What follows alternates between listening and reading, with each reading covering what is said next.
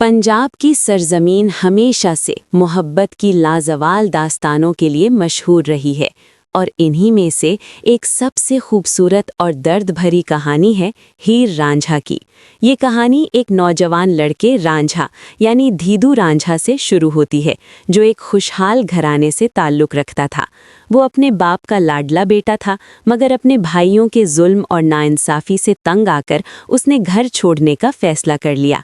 रांझा का दिल साफ और रूह मोहब्बत से भरी हुई थी, इसीलिए वो दुनिया की बेरहमी से दूर कहीं सुकून तलाश करना चाहता था। कई दिनों की मुसाफत के बाद वो एक गांव पहुंचा, जहां एक हसीनो जमील लड़की हीर रहती थी। हीर अपनी खूबसूरती, जहानत और नाजो अंदाज के लिए पूरे इलाके में मशहूर थी।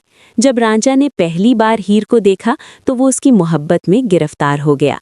हीर भी रांझा की सादगी और दिलकशी से मुतासिर हुए बगैर ना रह